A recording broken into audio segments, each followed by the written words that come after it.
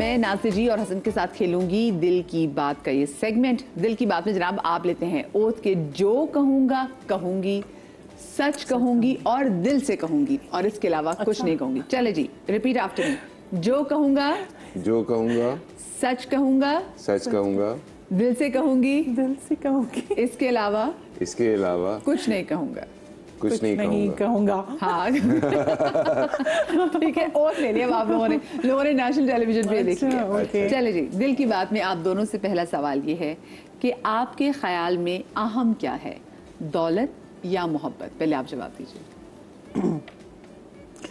दोनों चीज़ें both are important I guess, क्योंकि देखिए मोहब्बत तो बिल्कुल ज़रूरी है और बट अगर पैसे कम हो जाए ना तो वो मोहब्बत भी ना ख़त्म होना शुरू हो जाती है। बट हाँ मैं ये भी नहीं कह सकती कि मोहब्बत इम्पोर्टेंट नहीं, ज़्यादा इम्पोर्टेंट क्या है जो चाहे परसेंटेज से ही इम्पोर्टेंट हो ज़रा, फिर मोहब्बत ज़्यादा इम्पोर्टेंट। आप बताइए, दौलत या मोहब्बत? दौलत के बाद अगर मोहब्बत ना भी मिले, आप खुद अपनी दौलत से मोहब्बत कर सकते हैं। राइट, मोहब्बत वाला ऑप्शन है। दौलत नहीं है ना तो फिर आप जिंदगी अपनी ज़ात से भी मोहब्बत नहीं कर सकते। क्या जिंदगी गुजारने के लिए पत्थर दिल होना सही है या हसास लोग भी अच्छी जिंदगी गुजार सकते हैं? आजकल वैसे पत्थर दिल होना बहुत ज़रूरी है, लेकिन मैं बहुत हसास हूँ, बहुत ज़्यादा। तो बहुत सी चीज़ों को मुझे छोड़ना पड़ा, अपनी लाइफ को मुझे यूं करना पड़ा क्योंकि मैं पत्थर दिल हो नहीं पाती और हसास होने की वजह से मैं बहुत कुछ नहीं कर पाती। तो हसास जो लोग होते हैं उनके तो हार्ट ब्रेक्स भी बहुत होते हैं। So have you gone through मतलब a lot in my life of course. So ये अब थोड़ी आपको with the passage of time आप में समझ बूझ आ गई है या आप अभी भी? मुझे एक रिग्रेट है लाइफ का कि मुझे जो चीज़ समझ में आई उसमें मैंने बहुत टाइम लगाया। ये चीज़ें बहुत जल्दी समझ जानी चाहिए और इतना टाइम नहीं देना चाहिए। आप बताइए जी, पत्थर दिल होना सही है या हसास लोग भी अच्छे? ओनली हसास। कुदरत हसास है और जिसमें एहसास होता है कुदरत उसके साथ होती। तो सख्त दिल तो नो वे। आजकल वैसे सख्त दिल ज़्यादा कामयाब हो रहे हैं। हाँ, मतलब रोज़ाना शाम होती है, किसी दिन उनका भी टाइम गुजर जाएगा, कोई मसला नहीं। क्या आपके लिए लोगों का अप्रूवल अहम है या आप इस बात पर यकीन करते हैं कि बस अपना काम किए जाओ और किसी की परवाह ना करो? वैसे इस चीज़ में मेरे हस्बैंड जो है उसकी एक बात है कि वो हमेशा बोलते हैं नहीं जो दिल चाहे वो करो। अब ये मत सोचो उसने क्या कहना, मैं बहुत सोचती हूँ। ये मेरा बहुत बड़ा प्रॉब्लम है कि मैं पूरी दुनिया के बारे में सोचूं, ये यूं लेकिन मोहसिन बोलेंगे कि नहीं जो दिल में है वो करो। And I think that's the best thing to do. आप बताइए। आप वो करना चाहिए जो आपका दिल कहे, जिस पे आप कॉन्फिडेंट हो, फिर आप उसको फुली कर सकेंगे। लेकिन समहाउ आपको रहना एक गिवन सोसाइटी में होता है तो उस चीज़ का थोड़ा बहुत एलिमेंट ज़रूर जहन में होना चाहिए आपके। बट ये दिल से करेंगे तो कॉन्फिडेंटली करेंगे। सही। कभी अपने बारे में कोई ऐसी अफवाह सुनी हो कि आपको खुद भी हंसी आ गई हो सुनकर? कोई र्यूमर आपके बारे में जो सुन के आपने कहा हो यार ये क्या फनी बात है? कौन सा र्यूमर? काफ़ी र्यूमर्स आए थे। लेकिन एक ऐसे जिसमें आपका हादसा ही ना रुक रहा हो, यानी कि बहुत ज़्यादा फनी हो गया हो या फिर जिसने आपको डिस्टर्ब कर दिया हो? हाँ, जैसे धुआं के बाद जब मेरी मंगनी हुई तो सब समझे कि मेरे उस हीरो से मंगनी हो गई है। So most of the people thought, जैसे Aashir Aziz, most of the people thought कि I got engaged to Aashir for some reason. ऑन जोड़ी अच्छी लगी। आप बताइए। मुझे एक दफ़ा प्रोड्यूसर ने कहा था यार तुम गुस्से के बहुत तेज़ हो, प्लीज़ देखो इस मेरे सेट पे जो है ना किसी से झगड़ा नहीं करना। तुम्हारा मायूं भाई से भी लड़ाई हुई थी तो तुमने जो है वो टेबल तोड़ दी थी, मुझे पता चला शीशे की। मैं क्या भाई क्या हुआ था? कहते मैंने सुना था कि तुम्हारी हुमायूं भाई से लड़ाई हुई और तुमने वहाँ पे सेट पे शीशे का टेबल तोड़ दिया। मैं एक सेकंड, नहीं भाई, अच्छा र्यूमर था वो। मैं सीन के अंदर लड़ाई करनी थी मुझे और मिसबा खालिद जो डायरेक्टर हैं उन्होंने कहा ये करो। मैंने किया तो वो टेबल सिर्फ रखा हुआ था, सो वो ऊपर नीचे हो गया और लकड़ी का टेबल था, शीशे का भी नहीं। कहते हैं वो पहुंचते पहुंचते मेरे तक शीशे का हो गया था।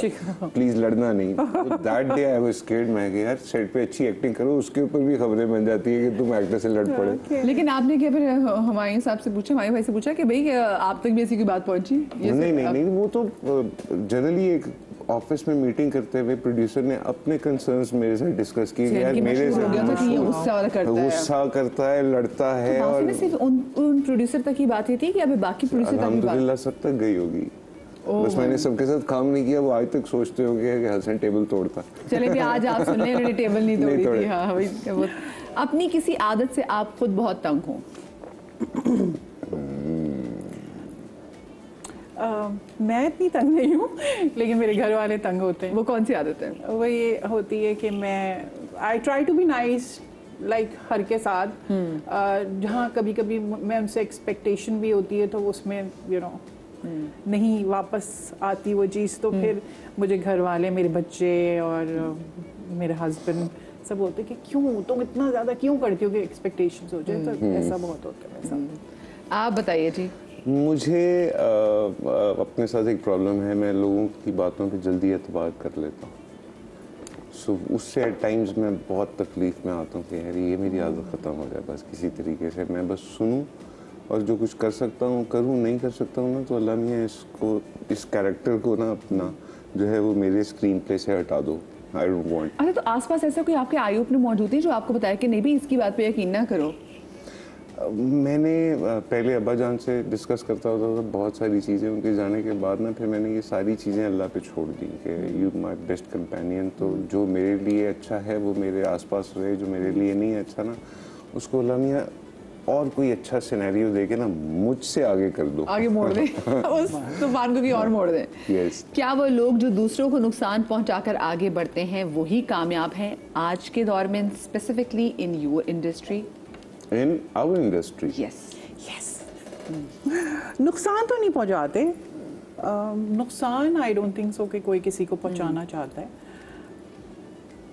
बट लेकिन ये भी तो नुकसान है ना इनका कि कोई अगर आपके बारे में गलत बात बना के आगे फैला दे तो ये भी तो नुकसान, ये भी नुकसान के ज़ुमरे में है। ये उन लोगों की इनसिक्योरिटीज़ हैं या डिसलाइक्स हैं किसी एक पर्सनालिटी के बारे में। लेकिन यूँ समझ लें कि आजकल हमारी इंडस्ट्री में काम करने के कुछ अंदाज ऐसे नए आ गए हैं जिसमें प्रोबेबली टैलेंट को कम देखा जाता है या समहाउ अपॉर्चुनिटी आपको बहुत जल्दी मिलने लग गई है, जिसकी वजह से अपॉर्चुनिटी की भी वर्थ आप लोगों की नज़र में नहीं है और इंडस्ट्री की भी वर्थ नहीं है नहीं है कोई मसला नहीं है। टिकटॉक बाकी ऐप्स हैं ना, मोनेटाइज हो जाएंगे हम, डॉलर आने शुरू हो जाएंगे, हमें कोई मसला नहीं है। सो ये अप्रोच जो है इस चीज़ ने थोड़ा सा इंडस्ट्री को चेंज कर दिया। आपको भी लगता है नासिर जी?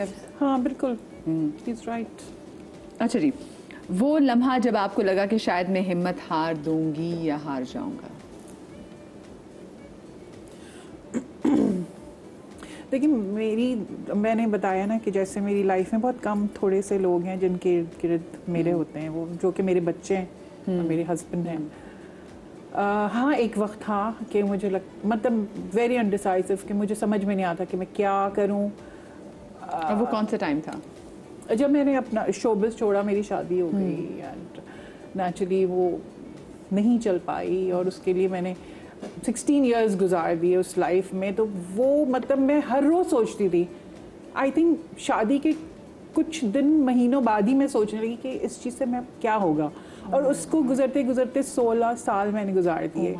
एंड एवरी टाइम मैं सोची थी कि मैं कैसे इससे निकलूँ, कैसे इससे, जो कि मुझे लगता है कि मैं कहना चाहती हूँ आजकल की बच्चियों को, मैं अपनी बच्ची को भी कहती हूँ कि अगर आपकी नहीं बन रही हो तो आप ज़बरदस्ती अपना वक्त नहीं गुजारें, आपकी लाइफ ख़त्म हो जाती है, आपकी लाइफ ख़त्म हो जाती है। 16 साल was my golden period, you know, I was young, my golden period, I left everything. But I tell my daughter कि नहीं बनती, आगे बढ़ो, अच्छे मोड में आगे बढ़ो, लड़ाई झगड़े ये सब कुछ नहीं।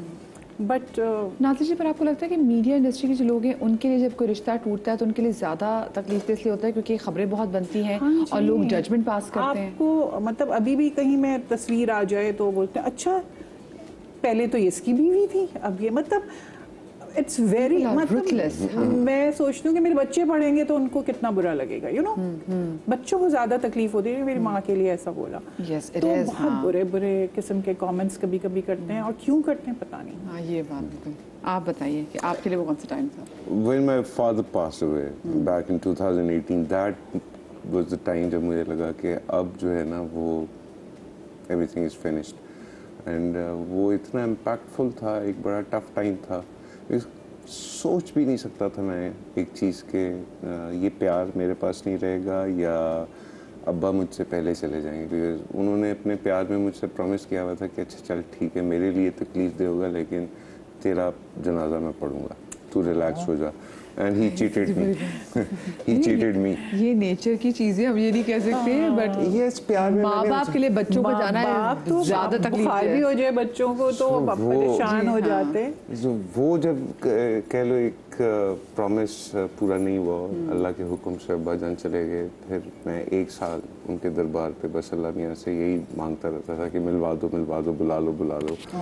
एंड वन फाइन डे अब्बा जान ख्वाब में आए, उन्होंने बहुत डांटा और वापस से इंडस्ट्री रिज्यूम करने के लिए बोला। फिर बैक 2019 मार्च 6 को मैं कराची आया था लाहौर से, और मैंने अपना हुलिया शुलिया बदल के, इतनी बड़ी मेरी दाढ़ी होती थी, इतने बड़े मेरे बाल होते थे, सब कटा के तो औलाद ड्रामे के लिए आई गॉट एक कैरेक्टर करना था ना उसमें भी। मैंने किया था, एरिस्टोटल किया था, बट समहाउ एजुकेशनल चैनल था वो चैनल भी बंद हो गया, ड्रामा भी बंद हो गया, और वो होना भी था क्योंकि एंटरटेनमेंट चैनल के ऊपर मेरे जैसा बंदा अगर तालीम वाली कोई बात कर रहा होगा तो फिर चैनल बंद होना ही बनता है।